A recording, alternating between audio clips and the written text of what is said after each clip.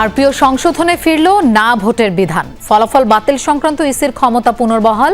ভোটের মাঠে থাকবেন ৮০,০০০-এর বেশি সেনা সদস্য। আইন প্রয়োগকারী সংস্থা যে ডেফিনেশন আছে সেই ডেফিনেশনে সেনা, নৌ এবং বিমান বাহিনী সহ বাংলাদেশ কোস্ট গার্ডকে শামিল করা হয়েছে।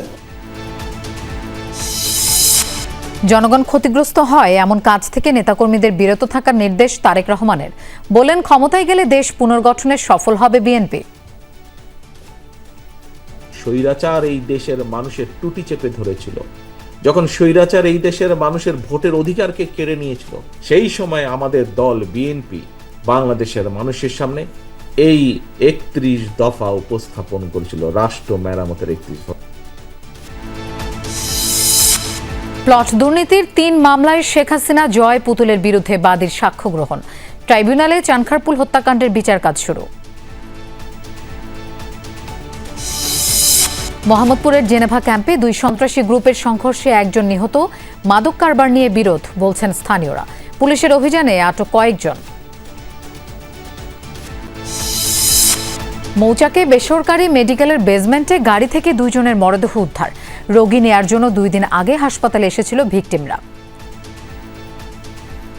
দেখি গাড়ির ভিতরে ২ জন লোক ঘুমিয়ে আছে, তখন আমি বাইরে থেকে দরজা নক করার পর যখন কোনো রেসপন্স পাই না, তখন আমি হাসপাতাল কর্তৃপক্ষকে বিষয়টি অবগত করি। ক্যামেরা থেকে শুরু করে অন্যান্য যে ইনগ্রেডিয়েন্টসগুলো আছে এগুলো আমরা একটু ভালো করে যাচাই করলে বুঝতে পারবো যে আসলে এটা কি। কুকিল্যান্ড গড়তে পাহাড়ে সশস্ত্র কেএনএফ এর তৎপরতা। প্রতিষ্ঠাতা নাথান বোম কোথায় জানে না কেউ, ভয় দেখিয়ে দলে ফেরানোর অভিযোগ। ভোটার তালিকায় জালিয়াতি ইস্যুতে উত্তপ্ত ভারতের রাজনীতি। নির্বাচন কমিশন অভিমুখে বিক্ষোভ থেকে রাহুল প্রিয়াঙ্কা আটক, পরে মুক্তি।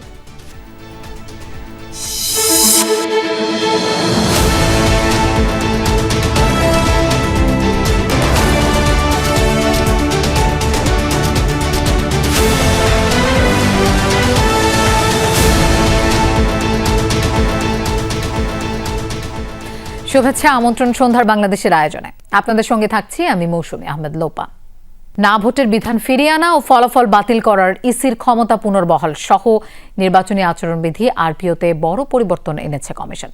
সোমবার নির্বাচন ভবনে সকাল ১১টায় প্রধান নির্বাচন কমিশনার এম নাসির উদ্দিনের সভাপতিত্বে শুরু হয় এই সভা। কিছুক্ষণ আগে এই বৈঠক শেষ হয়। বৈঠকের সিদ্ধান্তসমূহ গণমাধ্যমে তুলে ধরেন নির্বাচন কমিশনার আবু ফজল মোহাম্মদ সানাউল্লাহ। জানান, হলফনামায় মিথ্যা তথ্য দিলে ফলাফলের পরেও তা বাতিল করতে পারবে কমিশন, এমন বিধান রাখা হয়েছে আরপিওতে। ভোটের মাঠে মোতায়েন থাকবে সেনা, নৌ ও কোস্টগার্ডের সদস্যরা। আইন প্রয়োগকারী সংস্থা যে ডেফিনেশন আছে সেই ডেফিনেশনে সেনা, নৌ এবং বিমান বাহিনী সহ বাংলাদেশ কোস্ট গার্ডকে শামিল করা হয়েছে। ইভিএম সংক্রান্ত, যেহেতু ইভিএমের ব্যবহার হবে না মর্মে আমরা ইতোপূর্বেই কমিশন সভায় সিদ্ধান্ত নিয়েছি, ইভিএম সংক্রান্ত যাবতীয় প্রভিশন বিলুপ্ত করা হয়েছে। না ভোটের বিধান করা হয়েছে। এই না ভোটের বিধানটা হবে যদি কোথাও একজন প্রার্থী হয়, বিনা ভোটে নির্বাচিত হবে না। সার্বিকভাবে না ভোট নয়, যদি কোনো কনস্টিটিউয়েন্সিতে মাত্র একজন ক্যান্ডিডেট হয় তাকেও নির্বাচনে যেতে হবে, তার বিপক্ষে না প্রতিদ্বন্দ্বিতা করবে। এবং সেখানে যদি পুনরায় না বিজিত হয় দ্বিতীয় ইয়েতে, তাহলে আর ভোট হবে না, তখন ব্যক্তি প্রার্থী বিবেচিত হবে নির্বাচিত বলে। কমিশনের অনুমতিপ্রাপ্ত পর্যবেক্ষক এবং সংবাদকর্মীদের কেন্দ্রে প্রবেশের বিধান করা হয়েছে। ফলাফল স্থগিত এবং বাতিল নিয়ে যে বিধানগুলো ছিল, যেখানে পুরো কনস্টিটিউয়েন্সির নির্বাচন বাতিল করার বা ফলাফল বাতিল করার যে সক্ষমতা সেটাকে সীমিত করা হয়েছিল আপনারা জানেন, সেটা আবার পুনঃস্থাপন করা হয়েছে। অর্থাৎ নির্বাচন কমিশন অবস্থা বুঝে নির্বাচন স্থগিত করা, এক বা একাধিক বা সমস্ত কনস্টিটিউয়েন্সির, একইভাবে ফলাফল এক বা একাধিক বা সমস্ত কনস্টিটিউয়েন্সির ফলাফল বাতিল করতে পারবে। আচরণবিধি লঙ্ঘনের জন্য শাস্তি কার্যকরের যে বিধান সেটা সন্নিবেশ করা হয়েছে, অর্থাৎ আরপিওতে এটার বিধান করা হয়েছে যাতে করে আচরণবিধিটা যথাযথভাবে প্রয়োগ করা যায় এবং এটা যেন আপনার একাধিক মাধ্যমে যেন প্রয়োগ করা যায়। গণমাধ্যম কর্মীরা ভোট গণনার সময় উপস্থিত থাকতে পারবে, তবে শর্ত একই বলবৎ থাকবে সবার জন্য যে গণনা শুরু থেকে শেষ পর্যন্ত যারা থাকতে চাইবেন তাদেরকে পুরাটা সময়ব্যাপী থাকতে হবে, মাঝপথে বের হয়ে যাওয়া যাবে না। আগে লটারির মাধ্যমে যে বিধান ছিল যে ভোটের সংখ্যা দুজন প্রার্থীর মধ্যে যদি সমান হয়ে যায় তাহলে লটারির মাধ্যমে প্রার্থী নির্বাচনের যে বিধান ছিল কমিশন সেটা থেকে সরে এসে বলছে না, এটা এক্ষেত্রে পুনর্নির্বাচন অনুষ্ঠিত হবে। লটারির মাধ্যমে সংসদ সদস্য নির্বাচনের যে বিষয়টি এটা কমিশন সঠিক বলে মনে করে না। দর্শক, না ভোটের বিধান ফিরিয়ে আনা এবং ফলাফল বাতিল করার ইসির ক্ষমতা পুনর্বহাল সহ নির্বাচনী আচরণবিধি আরপিওতে বড় পরিবর্তন এনেছে কমিশন। আমরা বলছিলাম সেই কথা। এ বিষয়ে আরো জানবো। আমাদের সাথে যোগ দিচ্ছেন সহকর্মী শওকত মঞ্জুর শান্ত। ব্রিফিংয়ে আর কি কি বলা হলো একটু বিস্তারিত জানতে চাই।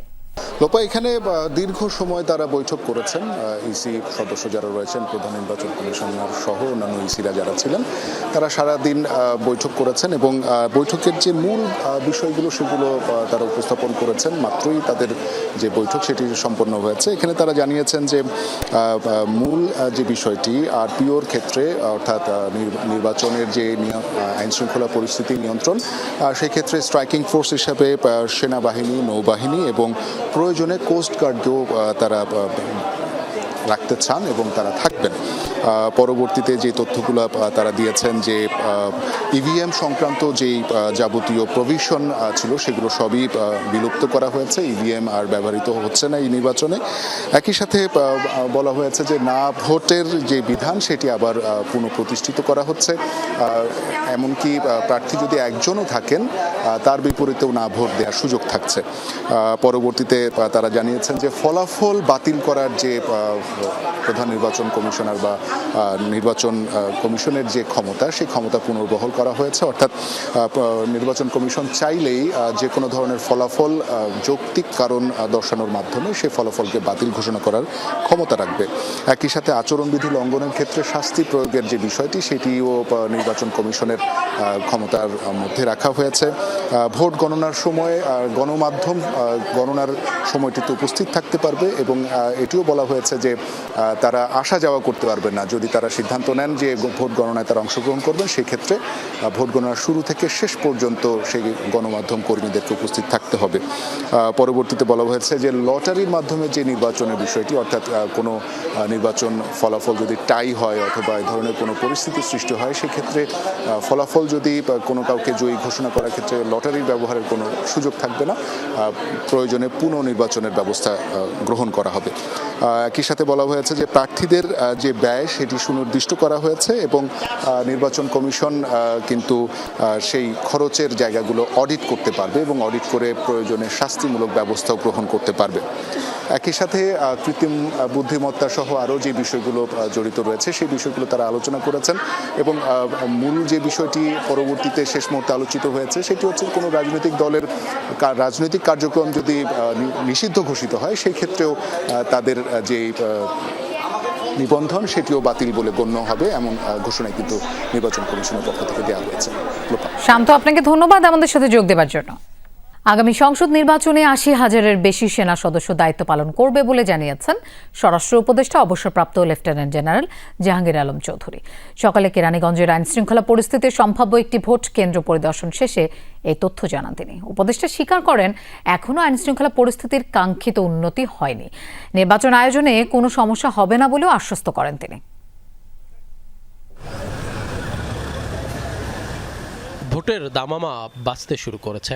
ইতিমধ্যে নির্বাচনের একটি সম্ভাব্য রোডম্যাপও ঘোষণা করেছে অন্তর্বর্তী সরকার। সেই অনুযায়ী প্রস্তুতিও শুরু করেছে নির্বাচন কমিশন সহ সরকারি মন্ত্রণালয়গুলো। এরই অংশ হিসেবে ঢাকার কেরানীগঞ্জের সম্ভাব্য ভোট কেন্দ্র তেঘুরিয়া উচ্চ বিদ্যালয় পরিদর্শন করেন স্বরাষ্ট্র উপদেষ্টা। ঘুরে দেখেন স্কুল প্রাঙ্গণ ও ক্লাসরুম। পরে গণমাধ্যমের মুখোমুখি হন তিনি। বলেন, সুষ্ঠু ও উৎসবমুখর নির্বাচন করতে সব ধরনের প্রস্তুতি নেওয়া হচ্ছে। ভোটটা যেন সুস্থ শান্তিপূর্ণভাবে হয়, এই জন্যই কিন্তু আমাদের এখানে আসা এবং জেলখানা ভিজিটের উদ্দেশ্য ছিল কয়েদিরা কীভাবে আছে, তাদের খাওয়ার মানটা আর একটু ভালো করা যায় কিনা, তাদের সমস্যাগুলি ওইগুলি দেখা, প্লাস আমাদের সেই র্যাব হেডকোয়ার্টার এবং থানা ভিজিটের উদ্দেশ্য হলো তাদের ট্রেনিংটা আমরা শুরু করে দেব খুব তাড়াতাড়ি। এবং আমরা তাদের বডি ক্যামেরা একটা দিয়ে দিচ্ছি, যেই জন্য তারা পুরোটা অবজার্ভ করতে পারে, এইগুলি দেখার জন্য। আগামী নির্বাচনে আইন শৃঙ্খলা রক্ষাকারী বাহিনীর পাশাপাশি সারা দেশে ৮০,০০০-এর বেশি সেনা সদস্য মোতায়েন থাকবে বলেও জানান তিনি। এবার আমরা প্রায় ৮০,০০০-এর উপরে সেনাবাহিনী নিয়োগ করব, নৌবাহিনী নিয়োগ করব, সেনাবাহিনী নিয়োগ করব, বিজিবি নিয়োগ করবে এবং র্যাব এবং অন্যান্য বাহিনীতে থাকবে। আইন শৃঙ্খলা বাহিনী পর্যাপ্ত পরিমাণ থাকবে। বাট আমি একটা কথা বলছি যে আপনাকে আগে নির্বাচনটা সুস্থভাবে সবচেয়ে হেল্পফুলভাবে করার সাহায্য করতে পারে হলো যারা নির্বাচনে অংশগ্রহণ করে তারা এবং আপনারা। টাকার লোভে অনেক নিরীহ মানুষকে জুলাই আগস্টের মামলায় অন্তর্ভুক্ত করা হয়েছে উল্লেখ করে স্বরাষ্ট্র উপদেষ্টা এ ব্যাপারে পদক্ষেপ নেওয়া হচ্ছে বলে জানিয়েছেন। একই সাথে চাঁদাবাজ ও দখলদারদের বিরুদ্ধে হুঁশিয়ারি দিয়েছেন তিনি। আশিক মাহমুদ, যমুনা নিউজ, ঢাকা। পালিয়ে যাওয়া স্বৈরাচার দেশের প্রতিটি সেক্টর ধ্বংস করে গেছে। দেশ পরিচালনার পূর্ব অভিজ্ঞতা থাকায় এই অবস্থা থেকে উত্তরণে সক্ষম হবে বিএনপি, একথা বলেছেন দলটির ভারপ্রাপ্ত চেয়ারম্যান তারেক রহমান। দীর্ঘ ১.৫ দশক পর নওগাঁয় জেলা বিএনপির দ্বিবার্ষিক সম্মেলনে ভার্চুয়ালি যুক্ত হন তিনি। বলেন, বিএনপি সরকার গঠন করলেও সামনে অনেক চ্যালেঞ্জ থাকবে। প্রতিটি অলিগলি ছেয়ে গেছে ব্যানার, পোস্টার আর বিলবোর্ডে। ১.৫ দশক পর নওগাঁ জেলা বিএনপির দ্বিবার্ষিক সম্মেলন ঘিরে এমন আয়োজন। সম্মেলনস্থল শহরের বালুডাঙ্গা বাস স্ট্যান্ড এলাকায় সকাল থেকেই দলে দলে জড়ো হতে থাকেন তৃণমূলের নেতাকর্মীরা। দীর্ঘদিন পর আয়োজিত সম্মেলন ঘিরে উচ্ছ্বাসের কোনো কমতি নেই। বিকেল নাগাদ ভার্চুয়ালি যুক্ত হন দলের ভারপ্রাপ্ত চেয়ারম্যান তারেক রহমান। বলেন, দেশের মানুষ বিএনপিকে বিশ্বাস করে, তারা জানে বিএনপি জনগণের ক্ষতি করে না। সেই ভরসা ধরে রাখার দায়িত্ব নেতাকর্মীদের। দেশের মানুষ বিএনপি নামক যে রাজনৈতিক দলটি, এই দলটির প্রতি মানুষ আস্থা রাখতে চায়, এই দলটির প্রতি মানুষের একটি বিশ্বাস আছে যে আচ্ছা ঠিক আছে, এরা আসলে হয়তো দেশের জন্য ভালো মন্দ একটা কিছু করবে। তারা মানুষের ওই ভরসাটা আপনার উপরে আছে, কিন্তু এই ভরসাটা ধরে রাখার দায়িত্ব কিন্তু আপনার। তারেক রহমান বলেন, দেশের মানুষের অধিকার আদায়ের জন্য দীর্ঘ সময় লড়াই সংগ্রাম করেছে বিএনপি। স্বৈরাচার পালিয়ে গেলেও ধ্বংস করে গেছে সরকারি প্রতিটি সেক্টর। বিএনপির দেশ পরিচালনার পূর্ব অভিজ্ঞতা থাকায় ভঙ্গুর অবস্থা থেকে উত্তরণে সক্ষম হবে বলে আশা করেন তিনি। জনগণের ভোটের অধিকার দাবি আদায়ের জন্য, জনগণের কথা বলার দাবি আদায় করার জন্য, জনগণের অর্থনৈতিক স্বাধীনতা প্রতিষ্ঠিত করার জন্য গত ১ যুগেরও বেশি সময় ধরে বিএনপি রাজপথে ছিল। যেই স্বৈরাচারকে আমরা বিতাড়িত করেছি এই বাংলাদেশ থেকে, সেই স্বৈরাচারের সময় আমরা দেখেছি কিভাবে আমাদের রাষ্ট্র কাঠামোর প্রত্যেকটি সেক্টরকে ধ্বংস করে দেওয়া হয়েছে। ভারপ্রাপ্ত চেয়ারম্যান বলেন, রাজনৈতিক অধিকার প্রতিষ্ঠার প্রথম ধাপ হচ্ছে ভোটাধিকার প্রয়োগের মাধ্যমে সরকার গঠন। আগামী নির্বাচনে জনগণের ভোটে বিএনপির সরকার গঠন করলেও সামনে অনেক চ্যালেঞ্জ থাকবে বলেও উল্লেখ করেন তারেক রহমান। জনগণের আস্থা যেন নষ্ট না হয় এবং দল যেন ক্ষতিগ্রস্ত না হয়, সে ব্যাপারে নেতাকর্মীদের সচেতন থাকার আহ্বান জানান তিনি। এই দেশের মালিক এই দেশের ২০ কোটি জনগণ। এই দেশের ২০ কোটি জনগণের অধিকাংশ জনগণ যেভাবে মনে করবে দেশ সেভাবেই পরিচালিত হবে। জনগণের আস্থা, জনগণের বিশ্বাস অর্জন করার মাধ্যমে আপনি ইনশাল্লাহ হয়তো জিতে গেলেন, কিন্তু তার পরের বিষয়গুলো কিন্তু আরো গুরুত্বপূর্ণ। সম্মেলনে কাউন্সিলরদের ভোটে নতুন কমিটির সভাপতি, সাধারণ সম্পাদক ও সাংগঠনিক সম্পাদক নির্বাচন করা হয়। বিপুল উৎসাহ, উদ্দীপনা আর আনন্দঘন পরিবেশের মধ্য দিয়ে শেষ হলো নওগাঁ জেলা বিএনপির দ্বিবার্ষিক কাউন্সিল। এই কাউন্সিলের মূল আকর্ষণ ছিলেন দলের ভারপ্রাপ্ত চেয়ারম্যান তারেক রহমান এবং আগামী দিনে দল পরিচালনার ক্ষেত্রে তার প্রতিটি নির্দেশনা মেনে চলার অঙ্গীকার নিয়ে ফিরে যাচ্ছেন নেতাকর্মীরা। শফিক ছোটন, যমুনা নিউজ, নওগাঁ। ঢাকায় বাড়ি থাকা সত্ত্বেও হলফনামায় তা গোপন করা হয়। এরপর ক্ষমতার অপব্যবহার করে পূর্বাচলে ৬০ কাঠা প্লট বরাদ্দ নেন সাবেক প্রধানমন্ত্রী শেখ হাসিনা ও তার পরিবারের সদস্যরা। প্রধানমন্ত্রীকে খুশি করতে রাজউক সহ সংশ্লিষ্ট সরকারি কর্মকর্তারা অবৈধভাবে এসব প্লট বরাদ্দ দেয়। সোমবার এমন অভিযোগে আদালতে সাক্ষ্য দেন দুদকের ৩ কর্মকর্তা। দুর্নীতির ৩ মামলায় আগামী ২৬ আগস্ট ১৫ জন সাক্ষী সাক্ষ্য দেবেন। রাষ্ট্রের সর্বোচ্চ কর্তা ব্যক্তি হয়েও রাজুকের পূর্বাচল নতুন শহর প্রকল্পে নিয়ম বহির্ভূতভাবে ৩০ কাঠা প্লট নেন সাবেক প্রধানমন্ত্রী শেখ হাসিনা ও তার 2 সন্তান। এই অভিযোগে চলতি বছরের 14 জানুয়ারি তাদের বিরুদ্ধে মামলা করে দুদক। 10 মার্চ তাদের বিরুদ্ধে আদালতে অভিযোগপত্র দাখিল করে সংস্থাটি। শেখ হাসিনা ও তাদের পরিবারের সদস্যদের বিভিন্ন দেশে পলাতক দেখিয়ে 6 জুলাই আদালতে হাজির হতে গ্যাজেট প্রকাশ করা হয়। সোমবার ঢাকার 5 নম্বর বিশেষ জজ আদালতে শেখ হাসিনার বিরুদ্ধে প্রথম দিনে সাক্ষ্য দিতে আসেন মামলার বাদী দুদকের 3 কর্মকর্তা। ক্ষমতার অপব্যবহার করে শেখ হাসিনা ও তার পরিবার রাজুকের 30 কাঠা প্লট বরাদ্দ নেন বলে সাক্ষ্য দেন তারা।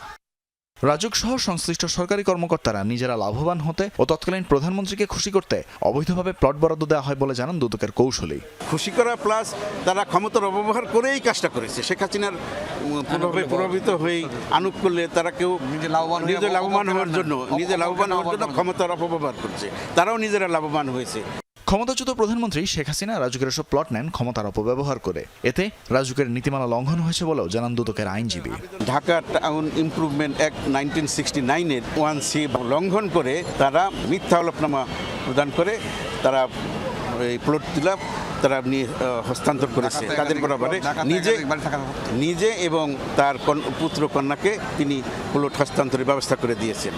এদিন দুর্নীতির 3 মামলায় শেখ হাসিনা, তার ছেলে সজীব ওয়াজেদ জয় ও মেয়ে সাইমা ওয়াজেদ পুতুল সহ 47 জনকে অভিযুক্ত করে সাক্ষ্য দেন মামলার বাদীরা।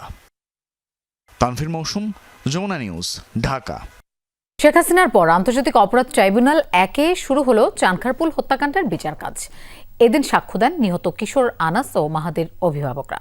এর আগে সূচনা বক্তব্যে হত্যাকাণ্ডের প্রেক্ষাপট এবং আসামিদের ভূমিকা তুলে ধরেন চিফ প্রসিকিউটর। স্পষ্ট বার্তা দেন অপরাধীদের বিচারের মুখোমুখি হতেই হবে। ছাত্র জনতার আন্দোলনের মুখে 5 আগস্ট শেখ হাসিনা যখন দেশ ছেড়ে পালানোর প্রস্তুতি নিচ্ছিলেন তখনও চানখারপুলে চলছিল পুলিশের এমন গুলিবর্ষণ। ওই দিন আইন শৃঙ্খলা বাহিনীর গুলিতে নিহত হয় মাত্র 16 বছরের কিশোর আনাস। সাক্ষ্য গ্রহণ শুরুর আগে হত্যাকাণ্ডের সেই ভিডিও চিত্র দেখানো হয় ট্রাইব্যুনালে। ওই দিন পুলিশের গুলিতে আনাস সহ নিহত হয় 6 জন। সূচনা বক্তব্যে এই হত্যাকাণ্ডে 8 আসামির ভূমিকা তুলে ধরেন চিফ প্রসিকিউটর। ট্রাইব্যুনালকে জানান 10টি ভিডিও ফুটেজ, 3টি অডিও কল সহ নানা তথ্য প্রমাণ রয়েছে প্রসিকিউশনের হাতে। ডিএমপির কমিশনার ওয়্যারলেসের মাধ্যমে অধস্তন অফিসারদেরকে কিভাবে চাইনিজ রাইফেল ব্যবহার করে বিক্ষোভকারীদের গুলি করে হত্যা করার নির্দেশ দিয়েছিলেন সেগুলো আমরা জব্দ করে আদালতে উপস্থাপন করেছি। আসামিদের বিরুদ্ধে অকাট্যভাবে প্রমাণ করার মতো সাফিসিয়েন্ট ম্যাটেরিয়াল প্রসিকিউশনের হাতে আছে, যেগুলোর মাধ্যমে আসামিদের অপরাধ প্রমাণিত হবে। জুলাইয়ে সংঘটিত হত্যাকাণ্ডের দ্বিতীয় মামলা হিসাবে এই হত্যার বিচার কাজ শুরু হলো। চিফ প্রসিকিউটর জানান হত্যাকারীদের প্রতি এই বিচার পরিষ্কার বার্তা। যারা মনে করেছিলেন যে বাংলাদেশে গণহত্যা চালিয়ে পার পাওয়া যাবে, যারা মনে করেছিলেন পরবর্তীতে প্রতিবিপ্লব ঘটাবেন অথবা অন্য কোনোভাবে এই বিচারটাকে বানচাল করার চেষ্টা করা যাবে, তাদের জন্য ক্লিয়ার মেসেজ, যারা অপরাধ করেছেন তারা কেউ ছাড় পাবেন না। বিচারের প্রক্রিয়া কোনো অবস্থাতেই বন্ধ হবে না। গ্রেফতার হওয়া 4 আসামির উপস্থিতিতে সাক্ষী দেন গণ অভ্যুত্থানে শহীদ আনাস ও মাহাদির বাবা মা।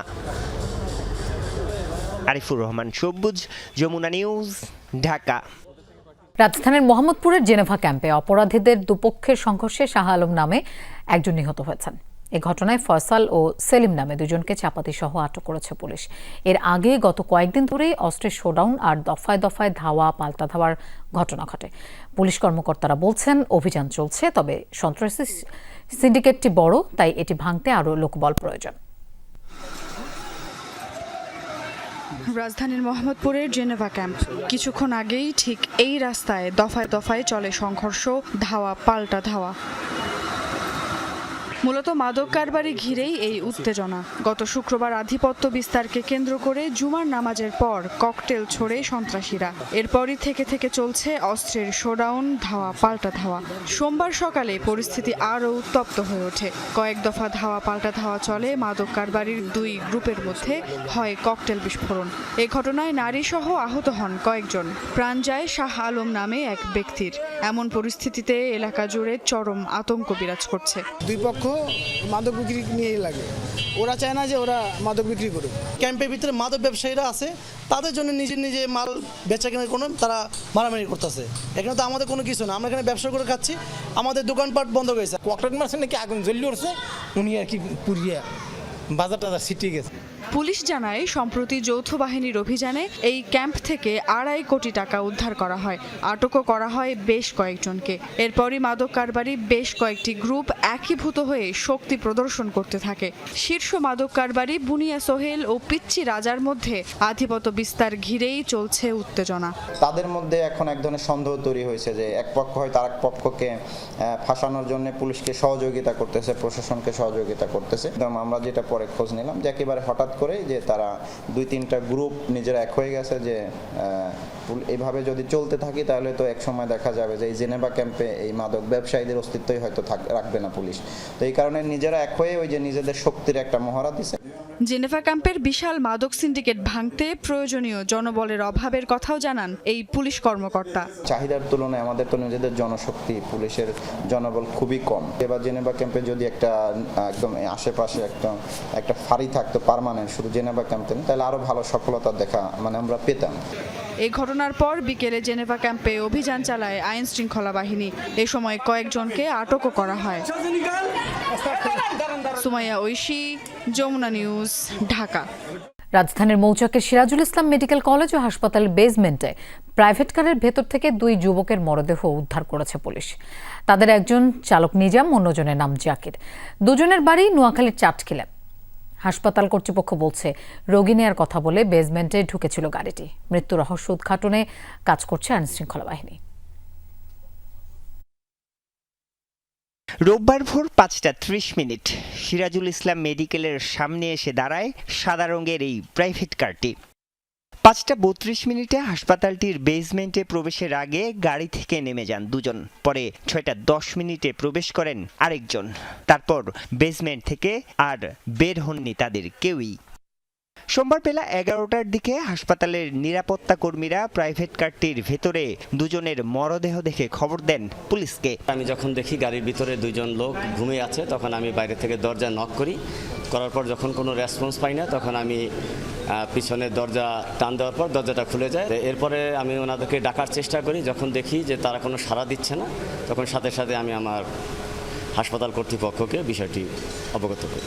নিরাপত্তা কর্মীরা জানান রোগী নেয়ার কথা বলে হাসপাতালের বেসমেন্টে ঢুকেছিল প্রাইভেট কারটি। ড্রাইভার বলতেছে যে আমাদের রুগী নিয়ে যাব, আমাদের গাড়িটা পার্কিং করতে হতো। যে আমাদের রেজিস্ট্রেশন খাতা আছে, খাতায় দেখতেছি গাড়িটা আউট হয় না। যখন আউট হয় না, তখন আমরা চেক করতে আসে দেখি দিয়ে এই অবস্থা। এর মধ্যেই মরদেহ দুটি পচে দুর্গন্ধ ছড়িয়েছে। শরীরের বিভিন্ন জায়গায় ছিল রক্তের দাগ। তবে এটি হত্যাকাণ্ড নাকি অন্য কোনো ঘটনা তা নিশ্চিত হতে পারেনি পুলিশ। এটা আসলে হত্যাকাণ্ড না অন্য কোনো কিছু, এটা আমি যেহেতু মালিকের সাথে কথা হলো, সে যেহেতু এখানে আসছিল কালকে ভোরে, তার তো পরিচয়, নাম ঠিকানা সবই পাওয়া গেছে। তার কাছ থেকে শুনলে এবং এইটার যে সিসি ক্যামেরা থেকে শুরু করে অন্যান্য যে ইনগ্রেডিয়েন্টসগুলো আছে এগুলো আমরা একটু ভালো করে যাচাই করলে বুঝতে পারবো যে আসলে এটা কি। পুলিশ জানায় গাড়িটির মালিক জুবায়ের আহমেদ সৌরভ।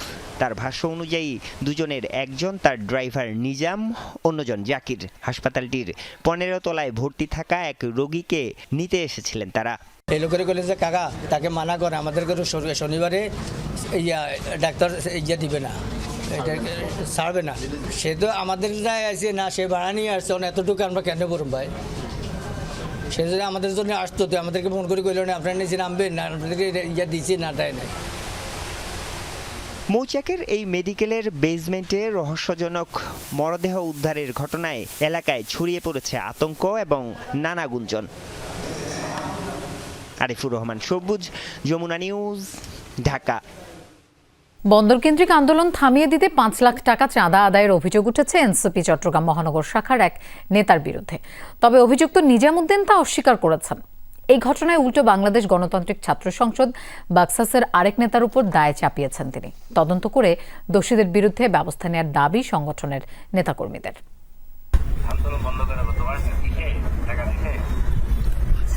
হ্যাঁ ভাই,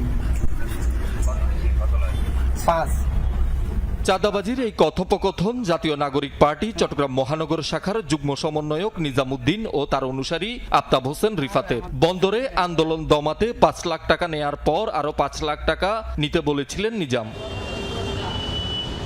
অডিওটি ভাইরাল হওয়ার পর থেকেই চলছে আলোচনা সমালোচনা। অভিযুক্ত নিজামের দাবি এটি মে মাসের ঘটনা। রিফাতকে মারধর ও আটকে রেখে বাকছাস চট্টগ্রাম মহানগরের সভাপতি প্রার্থী রিজাউর ও তার অনুসারীরা এটি জোরপূর্বক রেকর্ড করেছে। তবে নিজামের বিরুদ্ধে আগেও ২ কোটি টাকা চাঁদা না পেয়ে ব্যবসায়ীকে পুলিশে তুলে দেওয়ার অভিযোগ রয়েছে। সে আমাকে প্রতিপক্ষ ভাবতেছে রিজাউর, হয়তো আমি জানি না কেন, তবে তার ভাই ব্রাদার যেটা করতেছে সেটা একদম নোংরামি। আমি ওপেন চ্যালেঞ্জ করছি ডিজিএফআই বা এনএসআই যারা আছেন, গোয়েন্দা সংস্থা যারা আছেন, তারা এটাকে যাচাই বাছাই করুন। যদি ন্যূনতম 1% সত্যতা পেয়ে থাকে, আমি আমার রাজনৈতিক ক্যারিয়ার থেকে আজীবনের জন্য সরে দাঁড়াবো। একই দাবি করেন আরেক অভিযুক্ত আফতাব হোসেন রিফাতও। তারা আমাকে 9টা মোবাইল, 9 থেকে 10টা ফোন আমার সামনে ধরে জোরপূর্বক এই ভিডিওটা করে। আর নিজাম ভাইয়ের সাথে যেহেতু আমার ছোট ভাই বড় ভাইয়ের সম্পর্ক, উনি ভাবছে যে আমরা অল টাইম আমরা এরকম দুষ্টামি করি। ঘটনার সাথে নিজের সম্পৃক্ততার কথা অস্বীকার করে অভিযুক্তরা তার নাম জড়িয়ে দেওয়ায় ক্ষোভ প্রকাশ করেন রিজাউর। চট্টগ্রামে কোনো কিছু হোক না হোক, রিজাউরকে বাঁচাবেই, এর একটা অবস্থা দাঁড়ায় গেছে। কেউ বাঁচতে চাইলে রিজাউর, এই জিনিসটা বুঝলাম না। ঘটনাটার সাথে হচ্ছে যুক্ত হচ্ছে মীর রোহানরা, আগ্রাবাদের মীর রোহানরা। আমার বাসা কেন খুলছি। একের পর এক বাকছাস ও এনসিপি নেতাদের বিরুদ্ধে চাঁদাবাজির অভিযোগে ক্ষুব্ধ সংগঠনটির সাধারণ নেতাকর্মীরা। জড়িতদের বিরুদ্ধে ব্যবস্থা নেওয়ার দাবি তাদের। এবং ভিত্তিহীন নিউজ কিন্তু একবার বা দুইবার ছড়ানো যায়, কিন্তু বারবার যেগুলো আসতেছে সেগুলো কখনোই মিথ্যা বা ভিত্তিহীন হিসাবে আমরা দেখতে পারি না। দুজনের বিরুদ্ধে যেহেতু অভিযোগ এসেছে, আমরা জানি যা রটে তা কিছুটা হলেও বটে, অবশ্যই সেটি আমরা এড়িয়ে যেতে পারি না। ভাবেই অনিয়ম দুর্নীতি করে এরকম লোক আমরা চাইও না, তাদের পিছনে আমরা রাজনীতিগত প্রশ্নই আসে না, কারণ আমরা আসছি নতুন বন্দোবস্ত নিয়ে।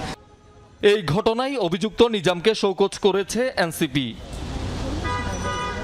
শহীদুল সুমন, যমুনা নিউজ, চট্টগ্রাম। দেশের প্রায় অর্ধেক ভোটার এখনো সিদ্ধান্তহীন কাকে ভোট দেবেন ঠিক করেননি। BRAC institute of governance and development BIGD ও ভয়েস ফর রিফর্মের সাম্প্রতিক জরিপ বলছে বিএনপি ও জামায়াত উভয়েরই সমর্থন কমেছে, সামান্য বেড়েছে এনসিপির গ্রহণযোগ্যতা। কার্যক্রম নিষিদ্ধ আওয়ামী লীগের প্রতি আস্থা কমেছে। ভোটারদের অর্ধেকের বেশি মনে করেন নির্বাচনের আগে প্রয়োজন বড় ধরনের সংস্কার, আর 70% বিশ্বাস করেন ভোট হবে সুষ্ঠু। বইতে শুরু করেছে ভোটের হাওয়া। নির্বাচনী আলোচনা এখন মানুষের মুখে মুখে। কে কাকে ভোট দেবে সামনের জাতীয় নির্বাচনে, তা নিয়ে ভাবনা চিন্তা করছে মানুষ। এ অবস্থায় ভোট বিষয়ে মানুষের চিন্তাভাবনা বিষয়ক এক জরিপের ফলাফল প্রকাশ করেছে BIGD ও সংস্কার বিষয়ক নাগরিক প্ল্যাটফর্ম ভয়েস ফর রিফর্ম। এতে বলা হয়েছে আগামী নির্বাচনে কাকে ভোট দেবেন তা ঠিক করেননি 48.5% মানুষ, আর যারা সিদ্ধান্ত নিয়েছেন তাদের 14.4% তা জানাতে চান না। তবে 1.7% মানুষ বলেছেন তারা ভোট দেবেন না।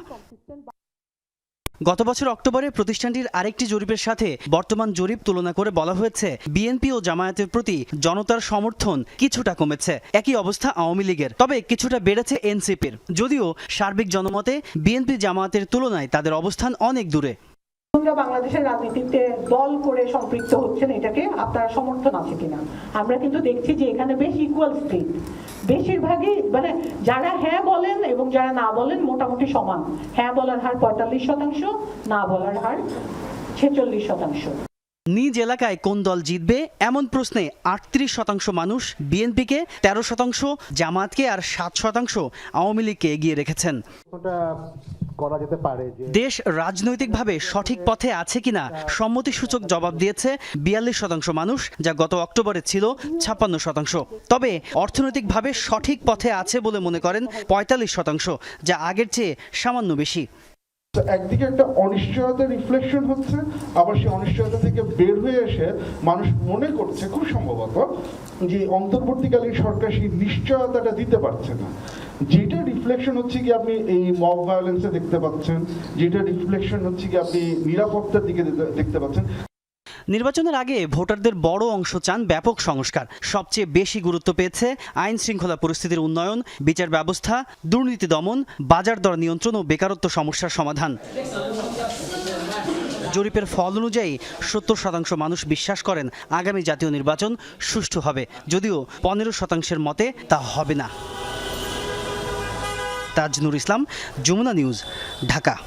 মালয়েশিয়ার প্রধানমন্ত্রী আনোয়ার ইব্রাহিমের আমন্ত্রণে 3 দিনের সফরে সে দেশে পৌঁছেছেন প্রধান উপদেষ্টা ডক্টর মোহাম্মদ ইউনূস। বাংলাদেশ সময় সন্ধ্যা 6টার দিকে প্রধান উপদেষ্টাকে বহনকারী বাংলাদেশ বিমানের ফ্লাইটটি কুয়ালালামপুরে অবতরণ করে।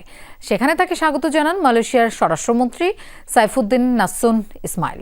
দেশটির সরকারের পক্ষ থেকে বিমানবন্দরে গার্ড অফ অনার দেয়া হয়। এর আগে বেলা 2টায় ঢাকা ছাড়েন তিনি। সফরে পুত্রজায়ায় আনুষ্ঠানিক দ্বিপক্ষীয় বৈঠকে বসবেন অন্তর্বর্তী সরকার প্রধান ও মালয়েশিয়ার প্রধানমন্ত্রী। এ সময় প্রতিরক্ষা, জ্বালানি ও হালাল খাদ্য সহ বিভিন্ন খাতে 5টি সমঝোতা স্মারক সই হওয়ার কথা রয়েছে। একই সাথে 3টি নোট বিনিময় হওয়ার কথা। সেগুলো হলো হালাল ইকোসিস্টেম, দুদেশের ফরেন সার্ভিস একাডেমি এবং উচ্চশিক্ষা খাতে সহযোগিতা বিষয়ক নথি সংক্রান্ত। তাছাড়া মালয়েশিয়া কর্মী পাঠানোয় জটিলতা নিরসন, প্রতিরক্ষা, জ্বালানি, ব্যবসা বাণিজ্য, উচ্চশিক্ষা, রোহিঙ্গা সংকট, কৃষি, সমুদ্র অর্থনীতি এবং আসিয়ান সহ আন্তর্জাতিক অঙ্গনে দুদেশের সহযোগিতার নানা বিষয়ে আলোচনা হতে পারে। পার্বত্য চট্টগ্রামের সশস্ত্র সন্ত্রাসী গোষ্ঠী কেএনএফ পাহাড়ে আধিপত্য প্রতিষ্ঠায় সংগঠনটি সম্প্রতি বেপরোয়া। স্থানীয়দের অপহরণ করে চাঁদা আদায় তো আছেই, হত্যা করছে বিভিন্ন রাজনৈতিক দলের সদস্যদেরও। সেনা সদস্যদের উপর হামলা, অস্ত্র চোরাচালান সহ বহু অভিযোগ আর মামলা রয়েছে গোষ্ঠীটির বিরুদ্ধে। থমথমে পাহাড়ি এলাকায় সহকর্মী আহমেদ রেজা দেখেছেন কেএনএফের প্রতিষ্ঠাতা নাথান বোমের পরিত্যক্ত বাড়িও। ধারাবাহিকের প্রতিবেদনের আজ দেখুন দ্বিতীয়টি, আর ছবি তুলেছেন তানভীর মিজান। কুকিচিন ন্যাশনাল ফ্রন্ট বা কেএনএফ, যারা বম পার্টি নামেও সক্রিয়। নিষিদ্ধ এই সশস্ত্র সংগঠনের বিরুদ্ধে হত্যা, লুটপাট, মুক্তিপণ দাবিসহ নানা অপরাধের অভিযোগ রয়েছে। 2017 সালে নাথান বম এটি প্রতিষ্ঠা করেন।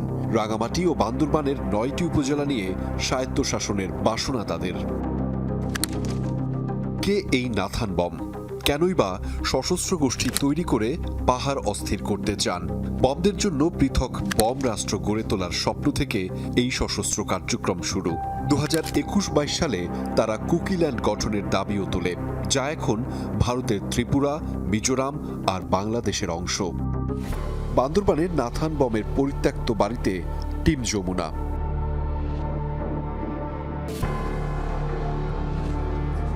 দেখা মিলল ঢাকা বিশ্ববিদ্যালয়ের পরীক্ষার প্রবেশপত্র সহ কিছু আলামত। 2022 সালে কেএনএফ বিলাইছড়িতে হামলা চালিয়ে হত্যা করে জেএসএস এর 3 জনকে। পরের বছর বান্দরবানের রুমায় তাদের গুলিতে শহীদ হন 2 সেনা সদস্য। গত বছরের এপ্রিলে রুমার সোনালী ব্যাংকে ডাকাতি করে 1.5 কোটি টাকা লুট করে নেয় কেএনএফ। থানচিতেও একটি ব্যাংকে হামলা চালায় তারা। নাথান বম এখন কোথায়? এটা আমাদের কাছে এখনো স্পষ্ট তথ্য নাই যে কোথায় আছে, তবে বাংলাদেশে নাই এটা জানি। সংগঠনের মূল কার্যক্রম চলে বাকলাইপাড়া, সুংসুংপাড়া ও মুন্নামপাড়া থেকে। অবস্থান নেয় সীমান্ত ঘেঁষা রামজুতান, থিনদল তেতলাং ও রেংতলাং পাহাড়ে। স্থানীয় অধিবাসীদেরও দলে ভিড়তে চাপ দেওয়ার অভিযোগ আছে। বড় ভাই বউ পর্যন্ত নিয়ে গেছে, আমরাও ভয় করে মেয়েকেও তো ধরছিলাম, তো যার কারণে আমরাও ভয় করে পালাইছিলাম আর কি। শক্তি বাড়াতে অপেক্ষাকৃত আর্থিক দৈন্যে থাকা বেকার বা সুযোগ বঞ্চিতদের টানার চেষ্টা করে কেএনএ। দেয়া হয় প্রশিক্ষণ, যাদের বয়স 18 থেকে 35 বছরের মধ্যে। কেএনএর প্রশিক্ষণ নেয়া এক সদস্য জানাচ্ছিলেন সেই অভিজ্ঞতা। আপনি কি এই যে নাথান বমের নাম শুনছেন? জি। ওনাকে দেখছেন এখানে? জি, উনি যে কোনখানে গেছে আমরা কিন্তু জানি না। ওখানে কি আর কারোর নাম বলতে পারবেন আমাদেরকে? 2-3 জনকে চিনি, বানচুং, সাংরেমবম, লালরামক্লিং। অনুদান, কমিউনিটির চাঁদার পাশাপাশি জোরপূর্বক চাঁদাবাজির অভিযোগ রয়েছে কেএনএফ এর বিরুদ্ধে। তথ্য সংগ্রহ ও যোগাযোগে ব্যবহার হয় ফেসবুক, হোয়াটসঅ্যাপের মতো সামাজিক যোগাযোগ মাধ্যম। জানা যায় ভারতীয় মোবাইল সিম কার্ড ও ওয়াকি টকি রয়েছে তাদের কাছে। চাঁদা নিত বিভিন্ন পরিবার থেকে। জি, প্রত্যেক পরিবার বললো তোমাদের প্রত্যেক পরিবারে 1000 করে আমাদেরকে দেওয়ার জন্য। তখন আমরা না বলতে পারি না, আমাদেরকে অস্ত্র দিয়ে হুমকি দিচ্ছিল। সেনাবাহিনী 2022 সালে রামজুতাং অপারেশনে প্রথমবারের মতো কেএনএফ-এর ক্যাম্প দখল নেয়। আর্মির উপস্থিতি টের পেয়ে পালিয়ে যায় সদস্যরা। পরে থিনদল তেতলাং, রেংতলাং ও সিলুপিপাড়ার একাধিক গোপন আস্তানাও দখল নেয় সেনাবাহিনী। আহমেদ রেজা, যমুনা নিউজ, বান্দরবান। গাজীপুরে সাংবাদিক আসাদুজ্জামান তুহিন হত্যা মামলায় আসামি শাহজালাল স্বীকারোক্তিমূলক জবানবন্দি দিয়েছে। দুপুরে মেট্রোপলিটন আদালত 3-এ তার জবানবন্দি রেকর্ড করা হয়। 2 দিনের রিমান্ড শেষে 7 আসামিকে আদালতে হাজির করে পুলিশ। নতুন করে রিমান্ডের আবেদন না করায় আসামিদের কারাগারে পাঠানোর আদেশ দেন আদালত। এদিকে সাংবাদিক তুহিন হত্যা মামলার এজাহারভুক্ত আসামি শহীদুল ইসলামকে শনিবার কিশোরগঞ্জ থেকে আটক করে র্যাব। এখন পর্যন্ত এই মামলায় 8 আসামিকে গ্রেফতার করল আইনশৃঙ্খলা বাহিনী। গত বৃহস্পতিবার রাতে চান্দনা চৌরাস্তা এলাকায় প্রকাশ্যে কুপিয়ে হত্যা করা হয় দৈনিক প্রতিদিনের কাগজের গাজীপুরের সাংবাদিক তুহিনকে। ভোটার তালিকায় জালিয়াতির অভিযোগকে কেন্দ্র করে আবারও উত্তাল ভারতের রাজনীতি। বিহারের ভোটার তালিকায় ও বিগত লোকসভা নির্বাচনে জালিয়াতির অভিযোগ আনে বিরোধী জোট ইন্ডিয়া। সোমবার নির্বাচন কমিশন অভিমুখে বিক্ষোভ মিছিল বের করা হয়। এ সময় আটক করা হয় রাহুল গান্ধী, প্রিয়াঙ্কা গান্ধী সহ কংগ্রেসের বেশ কয়েকজন সিনিয়র নেতাকে। সোমবার পূর্ব নির্ধারিত কর্মসূচির পরপরই পুলিশি বাধার মুখে পড়েন ভারতের বিরোধী দলীয় এমপিরা। ব্যারিকেড উপেক্ষা করেই নেমে আসেন পথে।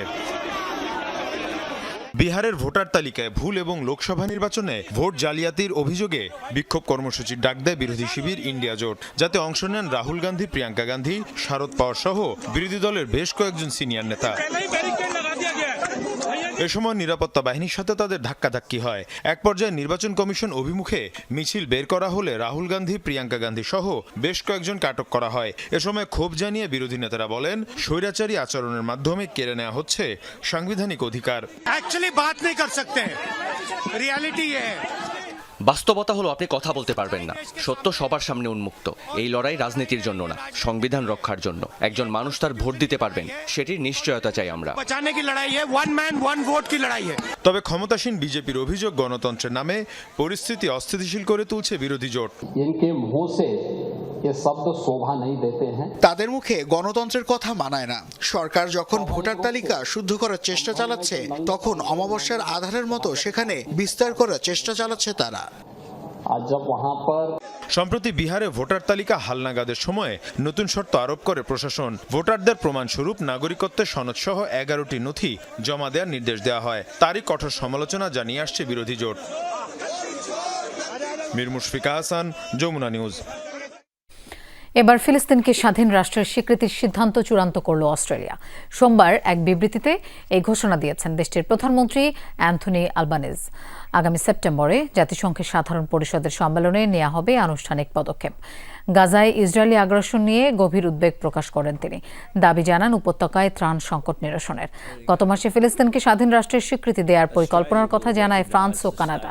বিষয়টি বিবেচনা করছে পার্শ্ববর্তী দেশ নিউজিল্যান্ডও।